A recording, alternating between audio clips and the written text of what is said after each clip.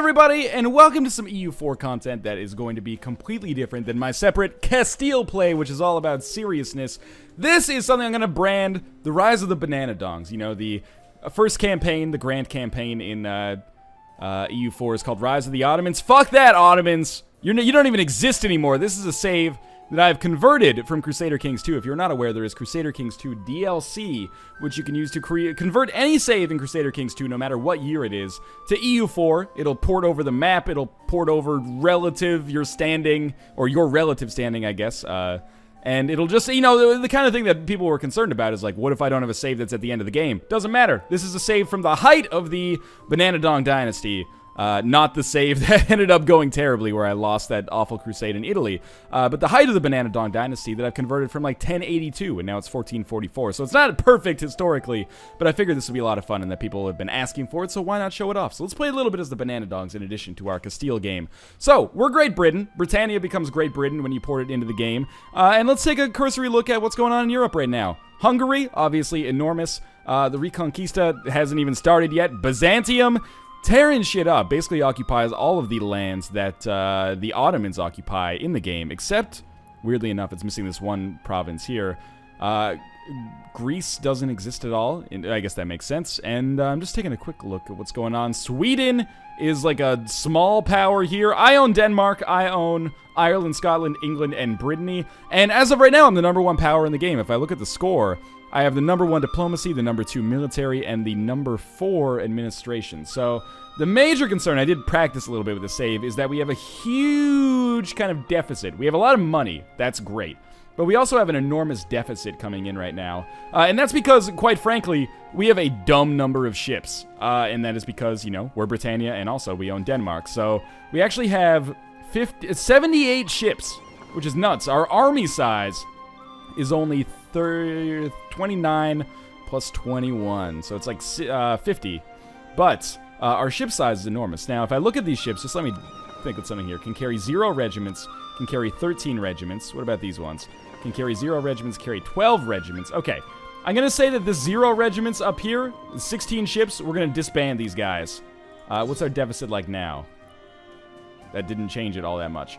Now, these remaining, one second. We'll take these ships here. I'm going to put them on protecting the trade note in London. And then I'm going to have these other ships come down here. These 23 are going to merge with this trading fleet. Okay, good. What else do we have to do? Well, we have to pick a mission, don't we?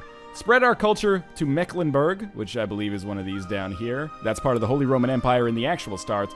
Improve our relations with the Papal State or conquer Narca. Where is Narca? Narca. Let me take a look. Find province. Narca. Okay. Thank you for not making me put the umlaut up there. So that would cause us to go to war with Sweden. I don't necessarily like any of those. We're also, if I remember correctly, the Papal Controller. The Papal State is the current... Okay, well, when I loaded in the game last time, I was the Papal Controller. We at least have a couple of cardinals that are here, so we have some papal influence. In any case, Papal State, of course, if you recall, you know, since Italy's totally fucked, instead is up here in Denmark in a province I so nicely gave them. Let's, what do you say we actually get down to some business here? So first things first, let's hire some advisors. Actually, I just want to look at my technology first. If we go to technology. So we're level 333. That's going to tech up pretty quickly, I think. If we hire good advisors anyway. We still need to sort out our treasury, though. Might be a good idea to maybe, like, split in half these armies here and then disband the smaller side. Because I really, like, I need to... Good, okay. Yes, this should be fine. And we can also lower our army maintenance for now, just to save us a little bit of money. Right now, our army maintenance is... and, you know, lower our fleet maintenance just a little bit as well. And when we go to war, we'll crank these up, because this does hurt morale, but... Okay, so now we have a surplus, a small surplus. Let's hire some advisors. We can afford to hemorrhage money for a little while. And we'll just start with bad advisors. Maybe land force limits modifier, and that'll fight attrition a little bit. Spy offense plus 10%, and national tax modifier plus 5%. That should be nice. Okay, so now we're running at a small deficit. We have some decisions available. Pass Liquor Act. Okay. By the way, our ruler, I should point out, King Northernlion II Bananadong. On monarch death, a British noble succeeds to the throne. So this is, I guess, technically the end of the Bananadongs, but it is, at least we're still ruling it. It does import your ruler. And he's got decent stats all across the board. I don't know if those poured in from Crusader Kings 2. But anyway, Pass Liquor Act. What are the effects? National tax modifier plus 5%. I like it. We need it to hopefully improve the amount of money we're making. We could become Defender of the Catholic Faith. I'm not going to do that. I am going to send a missionary to change farmland from shamanist into Catholic. And let's just take a quick look. Last thing here, I promise. I'll spread our culture to Mecklenburg as our objective, but that's not really what my objective is going to be. Mecklenburg being right here. We need 125 diplomatic power. That's okay. I just want to take a look at how the map looks from a number of different things. So we'll look at the trade map mode. Okay. Imperial map mode does not exist, and the religious map mode. So Catholicism's up here. I guess Shamanist is pagan. That is how paganism converts over. Animist should also be down here in Africa, yes. And Orthodox. And Tengri is very strong as well. And Sunni, incredibly strong too. Okay, cool. So, let's give ourselves a goal. Who is Frisia allied with? Nobody. Frisia is threatened by us. I think conquering Frisia seems like a smart play for us at the start here. So with 2 diplomats, I'm going to go, not declare war. I'm going to fabricate a claim on Galais or Artois. Let's go to Artois. It's a bigger province. And there is a beer named after it, so we might consider that. And also, I want to point out, the ruler of France should still be our wife. If I can, I'm not sure if I can check that somehow if I go to, like, diplomacy with West Francia. Yeah, Queen Kiev the First Carling. We married her in Crusader Kings 2, so I'm hoping that she's not going to turn her back on us. But we're going to improve our relations with her. Maybe via a royal marriage, which doesn't even make any sense. But okay, let's get started here. We've taken far too long. It's time for the Bananadongs to rise. Good. We've improved our relations with West Francia. An alliance offer from Bohemia. Decline, because Hungary is probably going to take them over. And then we'll just have our dude go down here and improve relations with France continuously. So let's speed up here. So we're going to watch our money, because I worry that there is a reasonable chance that I go up to speed 5 and just start running out of time here. Or not running out of time, but running out of time to run a budgetary surplus. So we'll get our troops together, or our boats together here, and we'll merge them. I just want to look at this. Can carry 25 regiments. We've got early Carracks and a bunch of cogs, which is probably good. I mean, this can carry, like, almost our entire fighting force from Great Britain, which is nice. Don't get me wrong, I like it. We should also probably have this guy come down here. What's our supply limit like in London? 37, that's pretty good. But what are we losing so much money? Oh, we're not losing so much money. We will be once we go to war, but for now it's not so bad. So I think we can afford to go up to speed 5 for a while here. We can't afford to hire a military leader as well. Oh, my king died. The Bananadong died so quickly. So now we're going to be ruled by Ricenza the First Carling, or Ricenza Carling the First. Good military skill, diplomacy, and administration are a little lower. Good leadership skills and superior tactical knowledge will help us vanquish those that would dare ride against us. Good. Fantastic. So, the last jousting tournament. We can feel it in the wind. Soon our equestrian elite will be nothing more than a dream remembered as the chivalrous tradition dies out before the onslaught of modernity. The world is changing, but for now, for one last time, let the Knights of Great Britain rule. So we can choose to have the last jousting tournament or lose prestige. I want to have the last jousting tournament. It improves our army tradition. It's just a nice ceremonial thing to have happen. We really need to improve our legitimacy. Pomeranian revolt. Let us try to negotiate or suppress the Pomeranian troops, and that causes 11 nationalist regiments to rise up in Mecklenburg. Also causes slight local revolt. But it gives us a national tax modifier decrease. So we'll support the Pomeranian rebels, which causes them to come to fruition here. And hopefully we'll be able to win this fight, because our troops should be better trained than the rebels. Oh, God, we're going to lose it. But luckily, oh, no, maybe we're going to win. It's going to be close. We've lost so many more men, but we might still be able to fight to the last here.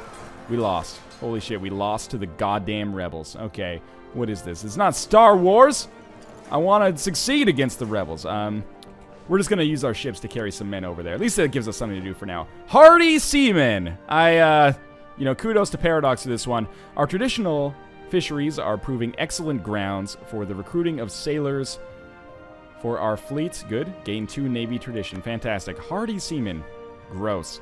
And, in this game, with Great Britain, what am I going to do? Should I focus on conquest in you know, terrestrial Europe, or maybe I'll work on colonization? The answer is, I don't know yet. We'll see what happens. Oh, I can't put 26 men on the ship. That is correct. I remember. So we'll send 15 men on the ship instead, which should be able to take out 7 men, and we'll just wait for our armies to reinforce in Denmark.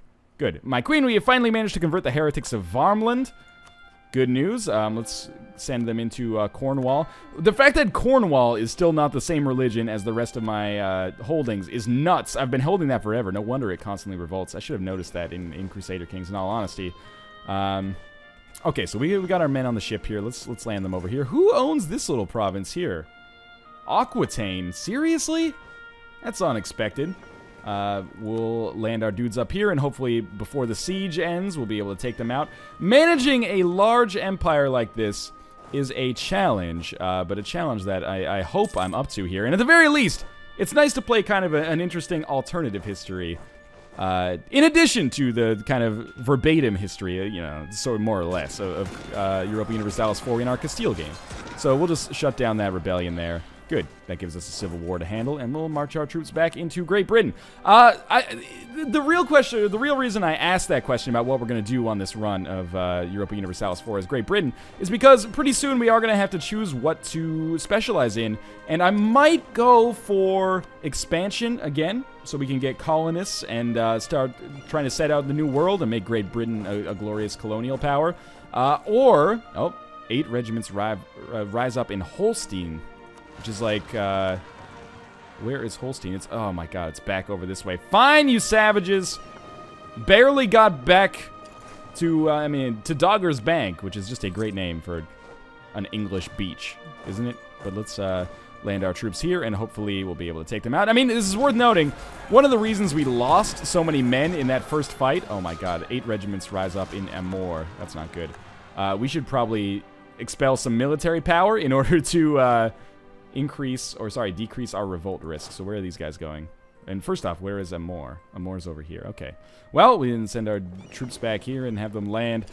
The one thing we got to be a little bit concerned about is that as this is not Crusader Kings, if we get involved in a major war, we will actually need to get military access in order to move our troops all around. We can't just walk wherever we please anymore, which is scary because sometimes you can find yourself locked out of your own country. And that's what happened in our in the media game and developer game of Europa Universalis 4 that we played. This is a story I probably should have told early. Oh, god damn it. I can lay on my boats here, but I can't. Okay, good.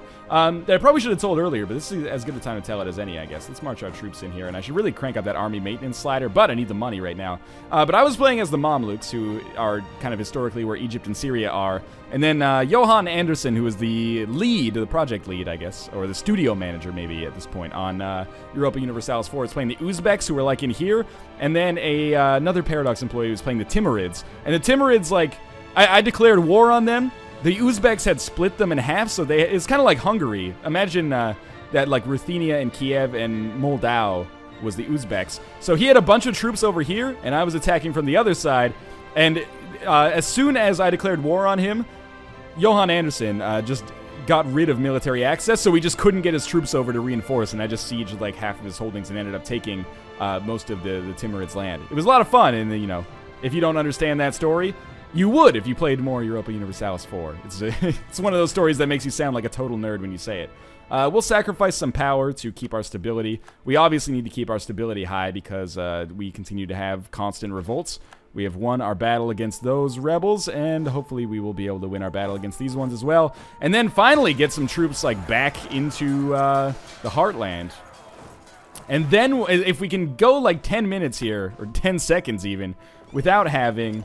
oh, no, you stay here. Without having a rebellious faction rising up, I will start learning how to deal with this civil strife. It's probably overextension maybe is a big issue. No, it's 0%. Oh my god, okay. Let's handle them. We're going to expel probably all of our military power here, just to get these guys lowered a little bit. Yes, oh, the harsh treatments. It feels so good. Alright, that's really all we can do. Why? Oh, we can't click it anyway. I don't know why it's saying that it's letting us. So, okay, there's only like Cornwall, Glamorgan, and Gwynedd are all in my own holdings, so I shouldn't have too much army management trouble when it comes to them. And we really need some reinforcements to come in. It's costing us a lot of money monthly to keep reinforcing. 4.38 gold per month. That's a good advisor. So, did we get the... Oh, I was just going to ask this question. Did we get the Conquest Costless Belly against Frisia? We have indeed. Will we go to war with them right away? That's a damn good question. Before we go to war, I want to make sure I crank up that slider first. And I also want to make sure I have military access from everybody I could possibly want military access from. Let's offer France an alliance. And they are interested. England, or Great Britain and France working together. Who could possibly imagine? We have converted the heretics of Cornwall, which is nice. We're making money again. That is really good news. That's going to change as soon as we go to war. But anyway, good. Maybe we can vassalize France one day. Ha ha! Just joking. Anyway, seriously, they will never accept that. Do we have our men on this boat? We do. Let's land them back in Great Britain. So we fought down some civil wars. We're starting to get the hang of realm management, hopefully. And Hakon Ofeg has returned. The great British name, Hakon Ofeg.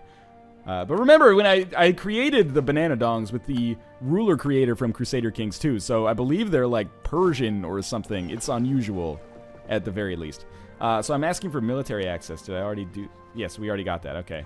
And then I also want military access from Bavaria, as our diplomat has not returned yet. We'll just give it a second here. And also give our troops time to reinforce as well. We need another, like, 5 months. So we'll get diplomatic access from Bavaria. Or, sorry, military access from Bavaria. Who, they're allied with West Francia, Lotharingia, and Chur. Who the heck is Chur? Is that Chur? Where's Chur? I do want to, by the way, if we become Papal Controller, which would be awesome, I would love to do a crusade, because we can call those. And what's interesting is that, as the Papal Controller, as I found out when I was playing off-camera, when I just randomly started as the Papal Controller, we're so far away from, like, Spain and Italy, we can't call a crusade against the Idrisids or the Umayyads. Instead, we can call crusades against, like, shamanist people in the north here. So we could call a crusade for Iceland or a crusade for Sweden. Basically say, fuck you, history. We're rewriting it ourselves now, which is it's a lot of fun, in my opinion, at least. What was I going to say? Have we asked Bavaria for military access? Yes, good. And I would also like to ask Hungary, but Hungary, they feel neutral. They'll give us military access, okay, by all means. Our diplomat should be back any second now. We're still in first place, so I'm not worried about me, sitting on my laurels right now. We'll ask for military access from Hungary. This is just in case we have to do some weird stuff. Who wants an alliance? An alliance offer from Bohemia. Decline. I'm trying to get on Hungary's good side instead. Okay, so we'll wait for our diplomat to return from Hungary, which I believe is what we have just asked for. Good and beautiful. So we have one diplomat remaining. We are losing money again, only slightly. And let's look at Frisia here, because maybe we want to declare war once before we finish this episode. So, declare war. Will our allies join us? West Francia says no. Why is that? I don't like that. Maybe they're allied with Frisia. Did Frisia get an ally? Ooh, they're allied with Sweden, West Francia, and Aquitaine. Who is Aquitaine allied with? This is silly. Aquitaine is allied with Sweden and Frisia. Both minor powers, but could still be annoying. The thing with Aquitaine is, we could easily take some territory off of Aquitaine here. They're actually friendly towards us, which is weird. So I guess we could do a couple of things here. We could either try to improve relations with Aquitaine, or we could try to take some of their lands for ourselves, which I'm actually going to do, because then this could give me, like, this ring here around the Bay of Biscay, which would allow me to, I don't know, maybe start the Reconquista again. So I apologize for things being sort of slow here, but we are going to fabricate a claim on Poitou. I hope that is even close to the correct pronunciation, and then we're just going to continue to let some time pass here. And he's expelled and sent home already. That's crazy. I didn't know that. They must have a really good spy defense. He was there for like 2 days. Now we're in second place in the game. What are we losing? We've fallen very far down in terms of military. Okay, that makes sense. Our troops are reinforcing right now, thanks to a number of civil wars. Let's try this again. Fabricate claim on Poitou. Risk of discovery was like 0.009%, but that might be 0.009% a day. All right, the agent has been expelled and returned home. I guess Frisia it is. Troops are still reinforcing. They'll be done in a month or so. And then we'll declare war. France, are you... Why would you not join me in this war? That's what I'm wondering. Offer vassalization, not interested. We could fabricate a claim on France, but I'm not that interested in that. What about Sweden? How strong is Sweden right now? Probably not very. Who are they allied with? Bulgaria, Frisia, Aquitaine. So we'll have a major war. Frisia doesn't worry me. Aquitaine doesn't worry me. Sweden worries me ever so slightly. I can see 10 troops here. We have 11 troops in Denmark. I just want to take one province. Maybe we can end the war quickly. I am going to vote for some cardinals here, by the way. I will vote for Morcar, just to improve, just to make sure that we have control of him. And, I guess that's all I'll vote for. And maybe I'll vote a little bit more for him just to discourage people from voting for him in the future. Because the more cardinals you have, if you have the majority, you become the papal controller, which could cause us to excommunicate people. And if we excommunicate people, then we get a casus belli on them, I believe. So we'll wait for the winter to end. And then we will prepare for ourselves to go to war here. And we're going to need to do 2 landings. So the way... Okay, it's April. The way that I'm going to do this is I'm going to send... the first 15 men over straight away. Like, we're just going to do, like, a blitzkrieg here. Morcar has become an active cardinal. Good! So we have our papal influence paid off there. So now we have 2 cardinals, although the next one that dies is ours as well. So the papal state still has a pretty nice stranglehold on that. Which makes sense. I mean, it is, papal influence, the papal state, etc., etc. We're going to land these men here, and then we'll have these 14 men come over. Now, all I ask... Supply limit is 27. All I ask is that we don't have a fucking civil war in our own country during this. So I've been improving relations with France. We're up to 119. That's really good. We're competitors for world domination. You're too kind to me. And why don't we declare war on Frisia here? France says no, but I'm going to do it anyway. And this could be terrible, or it could be amazing. We have low... Oh, right. I need to crank up my maintenance of my armies just to make sure that their morale is higher. Should have done that earlier. And we're still pulling in an economic surplus here. Very nice. These ships worry the shit out of me. Sorry, should I say worry the ship out of me. In true paradox form. Okay, so we've already won a battle, but who are we at war with? I had the speed too high to see. Frisia and Sweden. Doesn't worry me too much. This is our first war as a major world power. So we'll send our 15 men there into Artois. And our Danish forces will just have stay here. And their morale is pretty low, actually. I wonder if I could actually destroy the Swedish army here and just kind of stop them before they even get started. First off, oh my god, are they actually going to be able to land in my own territory? If so, that's straight up nonsense. But let's see if this works for us. So I'm just paying attention to one thing at a time, which is not the right way to play a game like this. There's a little extra war score for us. West Francia did give us military access. Oh, I don't have it from Lotharingia yet. I need to get it, and of course they're probably going to say no. All right. Can I just... I guess I could use my boats and just land troops behind them. That's one way to handle it. Oh, I have too many men here, for sure. Let's have these 13 men come back this way. There's actually 15 men from Frisia. And are they going to choose to come in here? No, they're probably just going to siege my territory all by their lonesomes. I prefer to fight defensively, but since their morale is lower than mine, let's see if we can take this fight here. They're going to leave, so good. We'll just stop then. And then I don't know if that resets their siege. I certainly hope it does. And we'll just see if we can't siege them before they siege us. Now, France, I'm interested in hearing your reasons for not accepting here. War started more than 60 days ago, but apart from that, would it have been okay? No, it wouldn't have been okay anyway. Attitude towards enemies is too good. Gotcha. That's fine. I will remember that, but for now, you're my wife. You have to join me in war. Those are the rules. And if you don't like the rules, well, I apologize. But unfortunately, we entered this into this pact a while ago. We have a force limit of 73. So what I should probably do here is just produce a few extra units, which is going to cost us money, of course, and maintenance costs. And we're going to do this in Denmark just to repel this Swedish force here that is reinforcing a little bit faster, so they have a numbers advantage now. And again, I'm not interested in wiping Frisia off the map yet. I'm mostly just interested in getting a couple of provinces, probably just one province, because the overextension penalty will hurt me quite drastically here. Oh, West Francia! You want me to aid in your conflict against Aquitaine. Well, I'm already at war with Sweden, And I'm already at war with Aquitaine, am I not? No, I'm already at war with Sweden. I'll accept, because I don't want to lose the prestige, and I'm pretty sure Aquitaine is not going to factor too heavily into this as well. West Francia should steamroll them if there's any justice in the world. So let's hope that works out. But hey, it didn't take us very long to cause Europe to erupt completely into civil war. By the way, I'm an idiot. Let's have these 15 men here get a military leader. The fact that I did not... Oh, they're in enemy territory. Let's have these 12 units up here get a free military leader because there's no reason not to.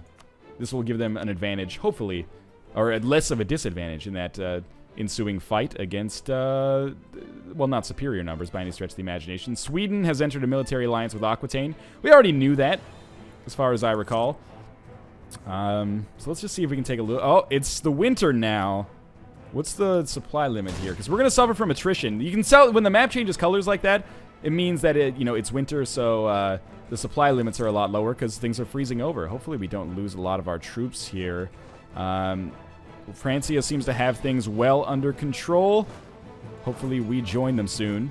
In Denmark, we actually have higher supply limits. Lotharingia has been discovered fabricating a claim on us. British peasants have risen up in Glamorgan. Well, we'll send some men over after we finish one of these sieges to stop that, which should be reasonably okay. Okay. It seems as if serfs are moving out of the provinces and aim to earn a living in the capital. This is creating turmoil in the country. What do we want? Morale of armies lower and stability cost lower, or lose one base tax, lose one stability. Okay, we have to do this, unfortunately. So that's going to lower army morale a little bit. We still just want to be able to beat or win these sieges faster than the enemy can win them. They have 14 men, and we're going to have 17, and they're suffering from attrition, so we're going to wait on this one until... We already have superior numbers, but I might as well wait until as many of their troops as possible have already died, if that makes sense. So it's a slow war here. It's an important war. France going to war with Aquitaine is actually really nice because it's kind of... you should really have, like, these guys just patrol, honestly. So you just patrol this, like, strait right here and shut down the Frisian navy. If you ever get into conflict with them. We should win, considering we have so many forces. Who are these? Aquitaine? The Aquitaine fleet doesn't frighten me that much. One of these sieges has to succeed, right? Come on, work with me here. Before this one goes through, anyway. We've lost a Battle of Land's End, which is probably a naval battle fight, I guess. Okay, attrition's over. Let's give this one a try. This is a major battle. We've got to stop Sweden from winning the siege. We've won the Siege of Artois, which is great. And we are going to win this battle, which will stop them from being able to siege us. Oh, I shouldn't have spoken so soon. It actually did get a little touch and go there, but fairly good battle that also improved our war score, and we've taken Artois. Now, can I send my troops in here to stop this siege? No, they have to walk like all the way around Hungary rather than going 2 steps through Lotharingia, who refused to give us military access. So actually, I will have these troops stop patrolling. And just come here instead. Can I just walk my troops onto you now? Oh, beautiful. Now, this is not the ideal way to handle this. I should actually try to sue for peace straight away, because I only want the one province. They don't want Artois. Why not? Current peace offer. Frisia holds Holland, which is their capital, length of the war, and Frisian military strength. They're close to accepting it. They don't want to accept it just yet. So they're probably going to win this siege, and they're going to pull it back just a little bit. But then I'm going to win this siege and pull it back just a little bit. And, you know, we fought off the Swedes, which is nice. The real question is 15 men enough? What I might want to do here is detach enough units to execute a siege properly, and then put these other 11 men on the boat. How many do we have on here? 15. So with this 12, we'll just create a new unit quickly. I want to select the big army, create a new unit, and just take 1,000 off, and then these 11 men should be able to get on this boat. Not quite. So let's do exactly that again, and I apologize that this is taking a while. But, you know, army management. Let's take a couple more men off the boat, and then it shouldn't be 11 anymore. It should be 9. The 9 men can get on the boat. Now we have a numbers advantage. We'll also almost certainly have attrition, but a numbers advantage no less. So there's 5 men who we will merge together, and then we'll have these guys transport themselves into Holland. And actually, Zeeland is a better choice. Actually, no. We'll have them go into Holland, because I don't want to get the river crossing penalty. That's a major problem that could actually sink us. Both of these sieges kind of competing to see who's going to be done. We have lost the siege of Antwerpen. That's not good. But if we siege the enemy capital, we get a disproportionate bonus. We have won the Battle of the Coast of Holland. Now our troops can finally get into the country. There we go. Okay. So 23 men. We're going to go into... Why do these have such low supply limits? I guess we're behind enemy lines. Still, though, I don't like it. Let's try to cut off these 5 men, and then we'll go back. And should we fight the 20? Honestly, I kind of don't think so. They're not sieging anything right now, and I am. So we should at least, before we do this, what's the supply limit? 20? We should at least wait until this siege goes through in whatever this is called, Calais. Wait for that to go through. And then we'll try to sue for peace again. And if the peace works, then beautiful. We'll fight Sweden again here. I don't want to cross the river to do it, but we probably sort of have to for simplicity's sake. Let's see how this is going to work out for us. We have a battle going on, so they chose to take it. And actually, we didn't get a river crossing penalty, and we're going to wipe them out really, really quickly here, which is awesome for us. So that gives us another 1.9% war score bonus. And before we sue for peace, we might as well just win this siege again in Calais. We've lost another battle, sea battle, but that's okay. I'm just going up to speed 5 here. We apparently did fight a battle. I don't know why they sent men in to fight me, but sure, by all means, if that's your prerogative, go ahead. Jackals and Vultures, 7 regiments rise up in Lothian. And we are going to lose this province. Unless I send some men in to deal with it. I really thought that this would be over with by now. Will they accept our peace for Artois now? Seriously, no? What is it? They're slightly, only ever so slightly negative. But, you know, here we go. Please, roll. There we go. We win a siege, and now they should accept it. So, good. They'll accept it, and we should be able to get some ducats out of it as well. A few. Only 38. Sure. And now we'll start putting our troops back on these boats. Can I have the boat come in here? Or can I just have my men walk over to it? There we go. We'll just have them do that instead. Okay. So we get some prestige. We get some aggressive expansion penalties. That's no good. But we are also done with our first major war. We have lost our conquest casus belli against Frisia, and we have overextension. I'll deal with it. Don't worry about it. Why don't we just have these 5 troops just kind of hang out in Frisia, because I'm sure that's going to, or what used to be Frisia. Pardon my French. Pardon my English, I suppose. Because almost certainly they're going to rise up, and we're going to have some problems. But this should be a very easy time for us to just kind of roll throughout our own country, stop these civil wars. 2 regiments rise up in Bleking. That sounds Danish to me. Or Blekurgne. That was not even close, maybe. Why do I have so many men in Denmark now? This is nuts.